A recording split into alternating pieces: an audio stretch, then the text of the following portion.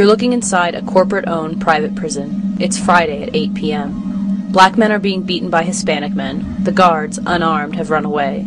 The prison cut costs a few weeks before, and the staff with the keys to the armory were let go, except for one, and he's gone home for the weekend. 2 people are about to die. Many more seriously hurt. Stockholders, investment firms, and politicians on the take are not hurting, however. Profits are way up, in what many are coming to believe is a very bad business indeed. Yeah, the new slavery, it's commerce in souls. The incentives are all perverse, and it operates on the backs of human beings. The longer they're locked up, the tougher we get, the more profits, and the better off these companies are. Who's pushing private prisons? There is an intense lobby at the national level and at the state level of these corporations that make a profit off of bodies in cells, lobbying legislators for more bodies in cells. They call it the prison industrial complex, and that's really what it is. It's a description of what Eisenhower was talking about 50 years ago, when he was talking about the military industrial complex. The industry leaders are Tennessee-based CCA, Corrections Corporation of America, and the Boca Raton-based GEO Group, formerly Wackenhut. They routinely pay off legislators state by state, and they provide kickbacks for contracts. A recent report from the Institute on Money and State Politics reveals that during the 2002 and 2004 election cycles, private prison companies, directors, executives, and lobbyists gave $3.3 million to candidates and state political parties across 44 states.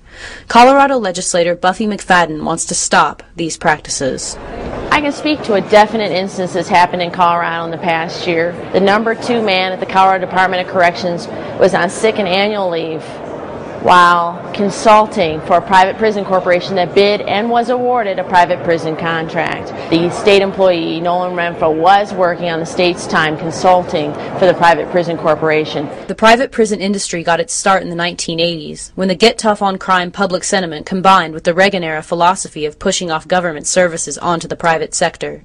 Judy Green is a prison policy analyst. The very first contract for the first private prison in America went to CCA from the INS. And then Wackenhut came into the picture in '84, and they got their start detaining immigrants at Aurora, Colorado. The business was born through influence peddling. The business people who founded CCA were very closely tied to government in Tennessee and Texas and throughout the South. The founder of Wackenhut, Mr. Beasley, had been the campaign manager for Lamar Alexander when he became governor in the state. Lamar's wife, Honey Alexander, was a stockholder in CCA right from the beginning. It was partly about political contributions, but mostly it's about hiring the best lobbyists money can buy and having those contacts to begin with, being entrenched in the political system. Corporate executives partner with lawmakers to write profit into the United States Criminal Code, to put more bodies in more beds. ALEC stands for the American Legislative Exchange Council. And this is an organization that was founded in the mid-'70s by the same people who set up the Heritage Foundation. ALEC takes great pride in being the generator of all of that legislation that swept the states in 1993, 94, 95. 3 strikes and you're out. Tough on crime, truth in sentencing, what they call, unquote, model legislation, have boosted our prison population here in the United States to something like 2.3 million at this point. Far in excess of any country in the world. Our incarceration rate is totally off the charts. Mandatory sentencing resulted in an explosion in our prison population, and many more African Americans are jailed than whites, due in large part to the disparity in sentencing for crack cocaine versus powder cocaine. When the Democrats took control this year, this issue was put on the table, and it is getting bipartisan attention. Republican Bob Ingalls is a sentencing reform leader. Really, we need a logical system of sentencing. It needs to be serious and send a signal to the criminal element in the country that, listen, you do these things, you're going to do some time. And we're serious about that. But it also needs to be fair, because if you end up with a system that isn't fair, then you undermine the whole system.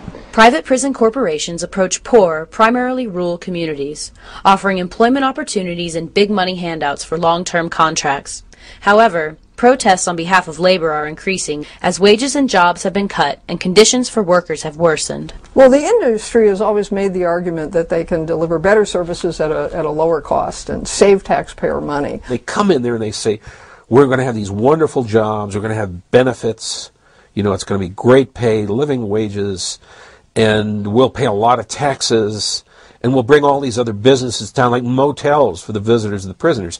And it's all essentially lies. The communities that take the prison find themselves saddled with the idea that they are a prison town, and that's not attractive to other, businesses. The very thing that attracts these towns to prisons is not attractive for long-term economic development. The GEO Group has had a contract in Pueblo, Colorado for 4 years. They didn't even break ground. They were holding the state hostage, asking for guaranteed financing or guaranteed beds so they could go out on the open bond market to get better financing. They wanted to have a 90% occupancy rate. And to GEO Group, I asked, where's the free market? Where is the free market? The state should not have to guarantee your profit margins to your stockholders. That's not the business of a Colorado taxpayer. The latest growth opportunity? These same firms have been awarded immense contracts from DHS and ICE, and now they're rounding up families. Last month, the grassroots organization Texans United for Families protested at the T. Don Hutto facility in Texas.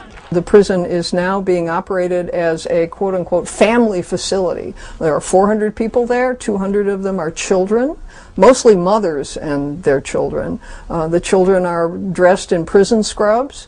They're being housed in prison cells. They're being offered an hour a day of education or recreation. I mean, these kids are locked down.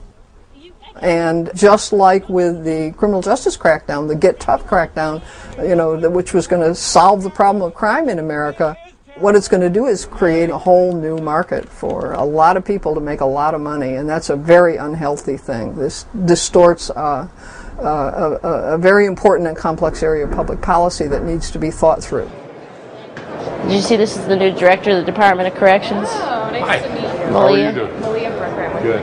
We're talking about private prisons. Oh, let me out of here. Let me out of here. I'll talk to you later. Shameless.